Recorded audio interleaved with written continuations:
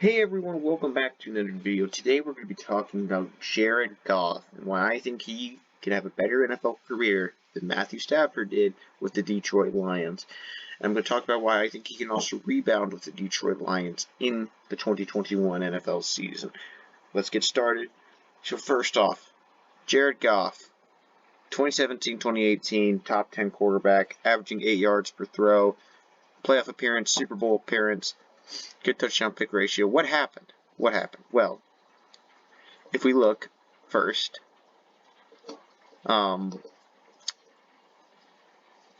Goff was only sacked 25 times in this, and the next season 33, then 22 and 23.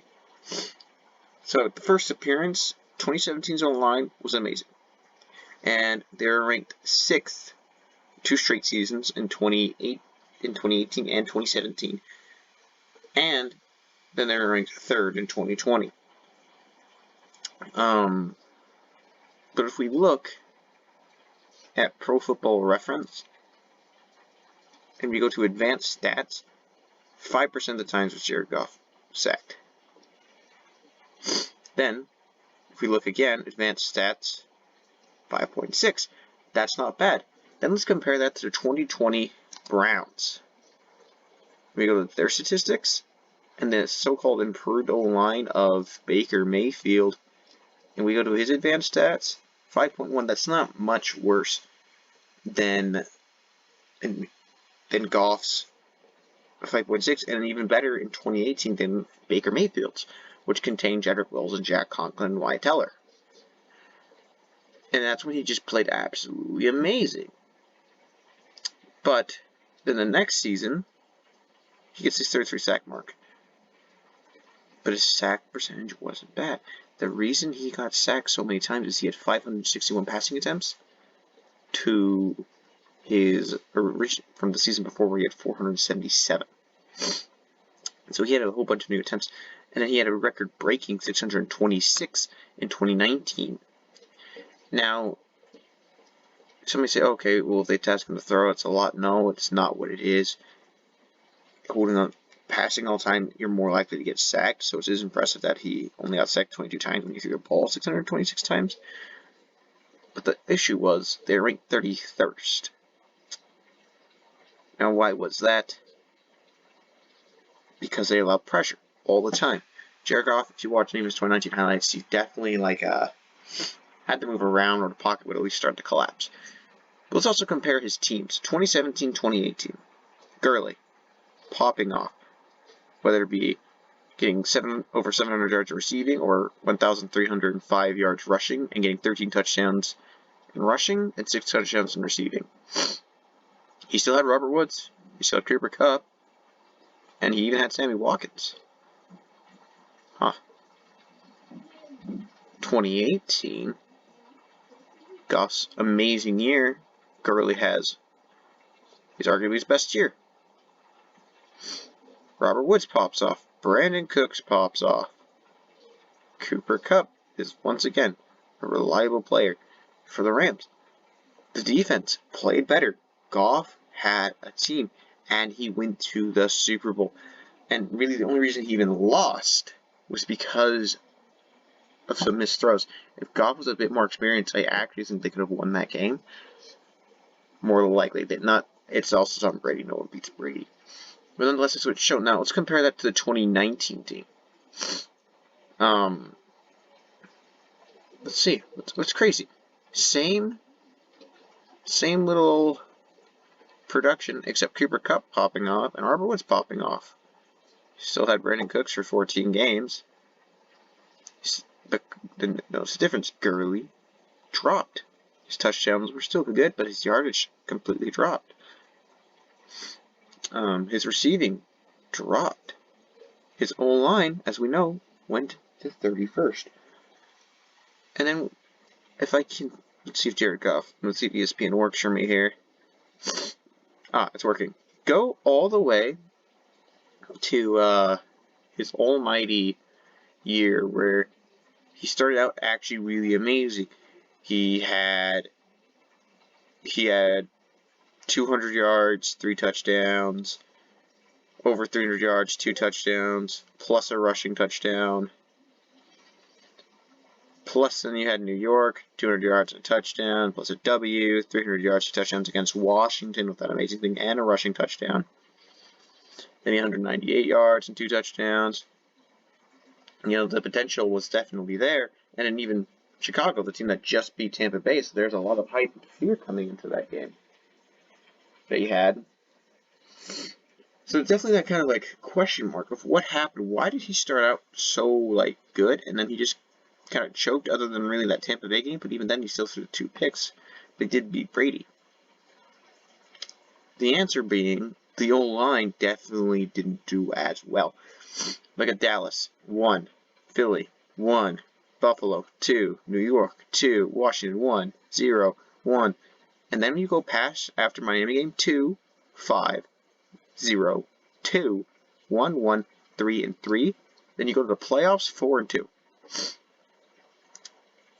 Just the playoffs alone, 1, 2. So you got 4, 5, and 6. Just the playoffs alone, 6 compared to the weeks 1 through 6? 1, 2, 3, 4, 5, 6, 7 weeks. That's crazy. That is crazy. But the fact that they had that, and the line got so much worse after that. Heck, just the last 2 weeks they did not do that. The O-line definitely regressed. So then what happens? What happens? Well,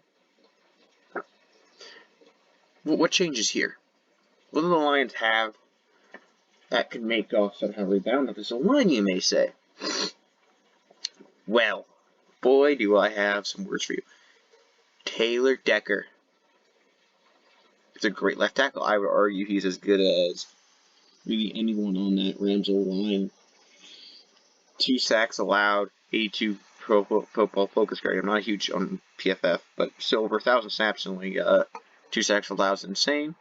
Jonah Jackson, the left guard, he made all rookie teams as a rookie, getting over 1,000 snaps and 5 sacks allowed. It's pretty good, and can only get better. Then you get Frank Ragnow, who just got re-signed, who only allowed 0 sacks on over 900 snaps. Pretty dang crazy that he did that good. And then you also draft Penei Sewell, who many consider to be the best, if the man, the myth, the legend. Penei Sewell was supposed to be the best tackle prospect. And some may say, oh, but Spencer.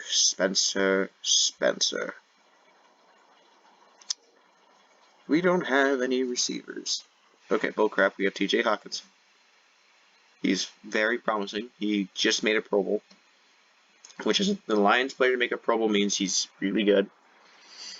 And he could definitely become like a 1,000-yard receiver this next year.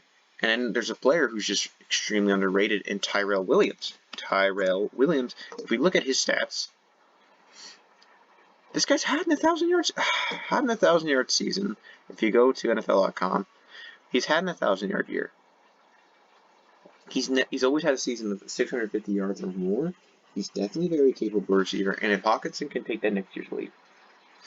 And the Lions also selected Amon-Ra St. Brown. You're going to get yourself an extremely improved team. Now, it won't be Kenny Galladay, Marvin, Amendola, and Hawk, but it's not some terrible receiver core like, for example, the Buffalo Bills receiver core and Josh Allen's rookie year. There's definitely that potential. And somebody say, okay, but he's just sucked these last years. How often? It's just impossible. We should just move on from him. We should have gotten Fields. Don't give me that. 2009, Stafford had 6 touchdowns, 13 picks. He was awful. Then, 2011, he had his breakout year. Let's compare this to Goff's. 5,000 yards, 41 touchdowns, 16 picks, lost in the playoffs, but had a playoff appearance. Next year, he goes 20 touchdowns, 17 picks. Even worse than Goff's last year. 29 touchdowns, 19 picks. Yeah, not great. He still had a lot of turnovers. He had all this, but in 2015, he pops off, and he becomes that quarterback that everyone admitted was underrated and great, especially just looking at 2019. Stafford rebounded and played good. But you're like, okay, but now he's going to a whole other team. He's not with that same organization. Ryan Tannehill did the exact same thing. Played for Miami, was not that great. I mean, he had a couple good seasons, like 2014, but he pops off. And look how good his touchdown pick ratio is now. He's gone to the playoffs. He had such a great 2019 season with the Titans. And once again, not a bad line. It is very possible that Jared Goff has a rebound season. He's getting an O-line. He's getting a running back. And just to tell you how good or how important a running back can be for a quarterback, Stafford only lost one game when he had a 100-yard rusher. And he didn't even have it that much. He only had it, I believe, 10 times. That's pretty dang sad. But now you got DeAndre Swift. You got Jamal Williams. You drafted 7th-round pick Jamar Jefferson.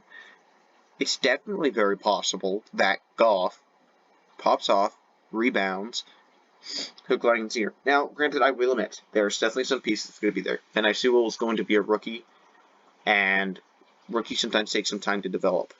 And especially since he's going to be facing the 6th hardest ranked schedule, and he's facing the NFC North that contains guys like Daniel Hunter and Khalil Mack.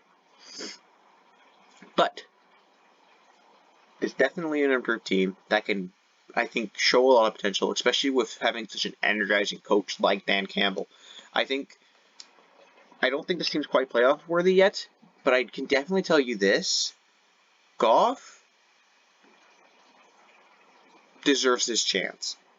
Goff can rebound. And I'm very excited for this team. I think they'll have like a 2020 Giants season or 2019 season for the Dolphins. I think they'll be competitive and they can fight anyone. You can't just not just write them off like you could the 0-16 Browns or last year's Jags. But they'll be competitive and they can beat anyone, but they can also probably lose to anyone. I think they could possibly make it into the playoffs if Aaron Rodgers leads, but assuming Aaron Rodgers stays, I think the best record they could get is 8-8. It's just a sad reality that the Lions fans have to face, as this is a rebuild, and there's definitely too many question marks. It's just you have to hope that they're there, but there's definitely the chance that Jared Goff, and I think will have a better career than Matthew Stafford had. And yeah, that's my video. I hope you liked it, and we'll see what happens with Goff's career.